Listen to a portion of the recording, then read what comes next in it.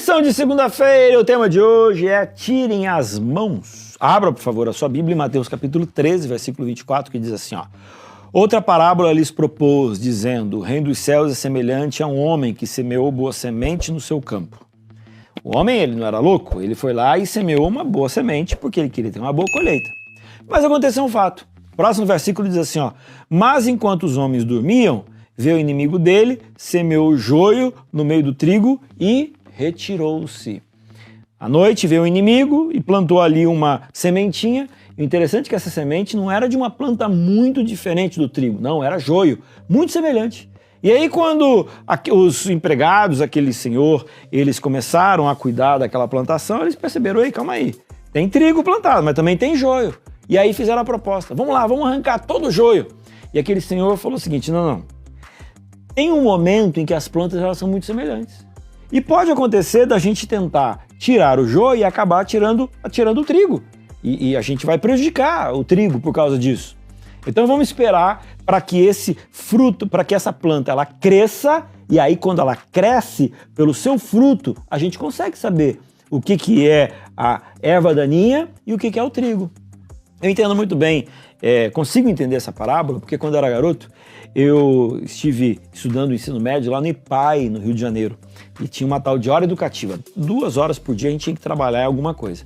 E aí teve uma ocasião que a gente foi para a horta. E aí eu e meus amigos, né? Chegamos ali e aí tinha uma série de plantinhas e o moço falou, olha, vocês precisam ir naquele canteiro e tirar as ervas daninhas e deixar só a plantinha que tem que ficar. E a gente começou. Só que, como era muito pequenininho, a gente não entendia muito o que era alfacezinho, o que era um mato qualquer. E no meio de tentar tirar a coisa certa, a gente acabava fazendo besteira. Aí daqui a pouco o moço chegou e falou assim, gente do céu, tem alguém que tá tirando a alface, e não é para tirar alface, é para tirar só o matinho, e acabou brigando com a gente. Enfim, quando é pequenininho, não é tão simples a gente detectar. O que ele queria dizer com isso? Ele queria dizer que na igreja, por exemplo, no povo de Deus, existe aquele que é o sincero, mas existe também aquele que está ali, sabe? E muitas vezes é um espírito de crítica, muitas vezes é um espírito de eu tenho uma novidade, muitas vezes é aquele que todo mundo é errado, só ele que é o certo. Mas é complexo, porque como é que eu vou dizer que aquela pessoa ali não é trigo, ele é joio? Então, eu acho que o grande ensinamento de Jesus aqui é deixar com que as coisas amadureçam. E vai chegar uma hora que cada um vai revelar o fundo do seu coração. Quando eu era garoto, tinha ali uns 7 anos mais ou menos, tava na moda, né, a gente assistia na igreja adventista, um filme, eu acho que até argentino, O Grande Conflito. Era na época daquele de filme de rolo ainda, era garoto.